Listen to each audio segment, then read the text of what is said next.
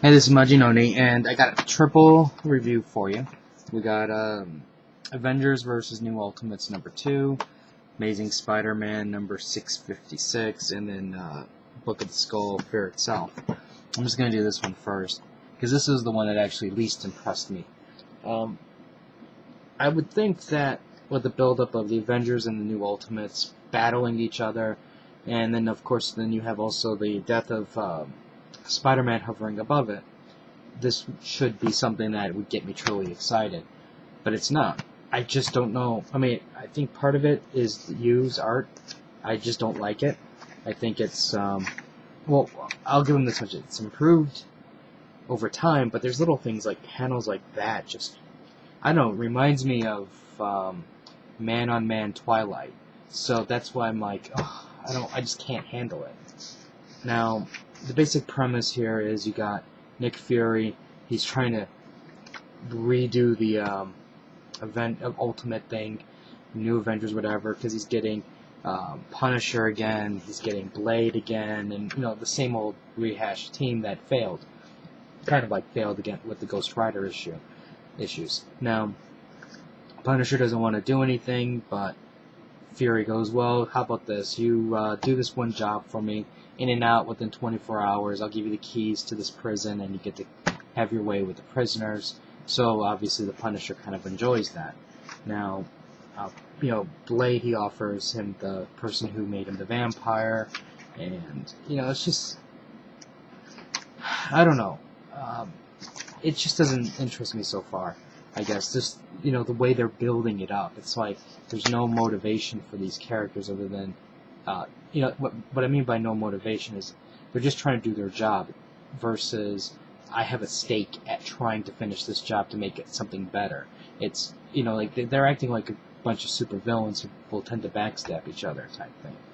Now, I guess there's this guy here. He's got this super meta-human being that's going to become the ultimate powerful person of the world, like Goku times 10 type thing. So Nick Fury's crew goes in there to make sure that this deal doesn't happen. Well, if you remember the original Hulk, the first Hulk guy, he's there, and he busts everything up, going, "You guys don't understand, blah, blah, blah, blah." And there's a battle ensues. Now, there was a good part here. I thought this was awesome, where he just totally takes out Iron Man or War Machine, and there's like this part with his eyeball. It's not really his eyeball, but it's all mechanical, but it looks like he just jacks him up. Basically, what we find out is there's a traitor, and that's why there's the two teams. And I still don't understand why they did that. The Spider-Man's involved. Personally, they should just chop, paper cutter that off, and you got a different book. You're dangling something that shouldn't be there, in my opinion. Like I said, I'm not that enthused with it so far. I'm not even looking forward to the fight. Now, the Amazing Spider-Man 656. Basically, this is Slott again, and I'm really not liking the art here.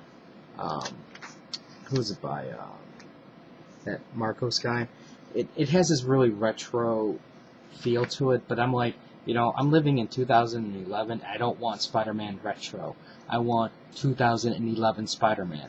I want something cool looking. I want acrobatics. I want modern. I don't want to read 1970s Spider-Man. If I want to read 1970s Spider-Man, I'll go on my bookcase and get a trade of, an older Spider-Man. But, basically the premise is, if you remember the last time, no one else is going to die. And on his watch, which, he already failed, because you have one death here, explosion there, so guess how many more people died. So, great job, Spider-Man. Now, if you also remember, he doesn't have his spider sense, so he does stupid things, like when he's swinging, why are you swinging and jumping into bullets without spider sense? Anyways, he falls because he grabbed the wrong piece of tile, which I thought that was kind of funny. Then he jumps into the bullet spray, and he's like, I don't know what I'm doing, I guess I'm kind of stupid.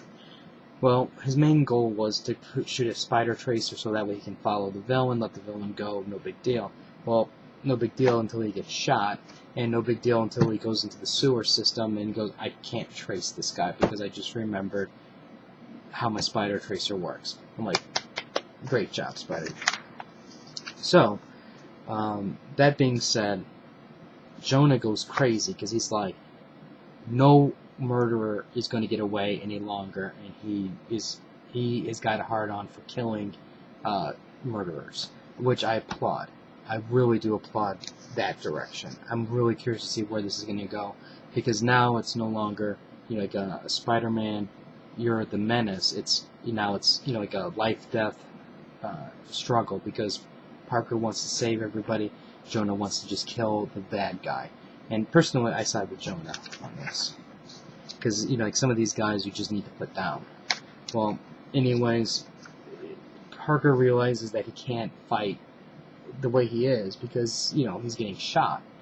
So he basically creates a new set of armor and he goes after the bad guy and saves the day type thing. And then again, this issue basically sets the stage for the.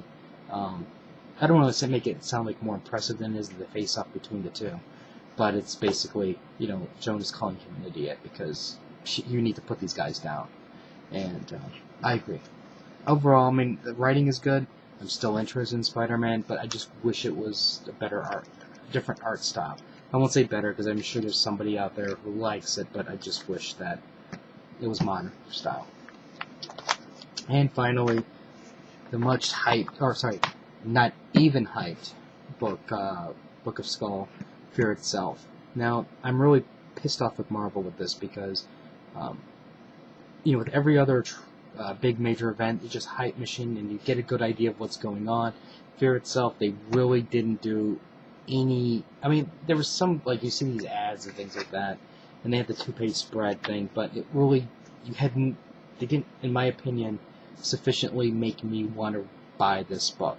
Now, the teaser trailer at the beginning was interesting, but that did not make me go, I have confidence that you're going to be doing a good job. Now, even though this is written by Brubaker, the first issue, and Fraction's doing the series, Fraction is untested on a big, major book like this. Now, he's great with Iron Man, he's great with other titles, but, well, he's not great on X-Men, but, he just, I don't think, I don't know how well he's going to do with this. Well, basically this issue here sets up the stage of Fear Itself, and that the Red Skull basically, it kind of was like a Hellboyish thing, because you have the Nazis, you have Red Skull, and basically what he's trying to do is summon the ultimate weapon, sacrifice Atlanteans, blah blah blah, and the gods respond by giving him a weapon, they just don't know where it is. Now, that's just the basic background. Now, going back to the present, you have Sin and Baron Zemo going to retrieve a book, and inside that book is basically going to lead them on the chase to get this. Now, Sin's problem was, Zemo basically sided with her because of a favor.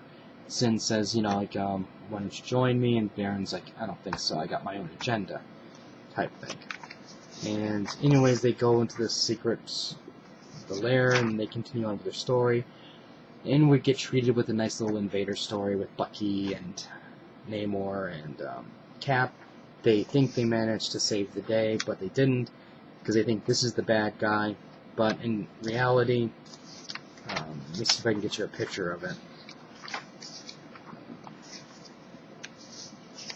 What we have here is a hammer.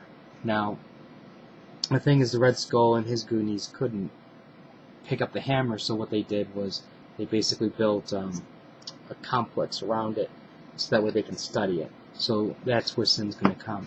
Now, from what I can tell, obviously there's more than one hammer, because what we have here is the Juggernaut, this is the Hulk, probably, and what we have is my guess is the Grey Gargoyle. And they're each going to have hammers. There's going to be Thor involved, Odin involved, and all this other nonsense. So we'll see where this thing goes. It's an interesting start, but I need something more. I need something a lot more. I don't sense the fear yet. I mean, I'm sure the first issue, that's where the fear is going to come, but I'm not 100% on board with this yet. But it's a decent start. So anyways, that's my review for these 3 books. If you have any comments or questions, just let me know. Rate the video up or down, let me know what you think. And I'm curious to know what everybody else thought about the Book of Skull. Did you guys think it's a great start? Do you think it's a horrible start? Do you think it's living up to the hype? Curious to know. And I'll put up some more reviews later, so until next time.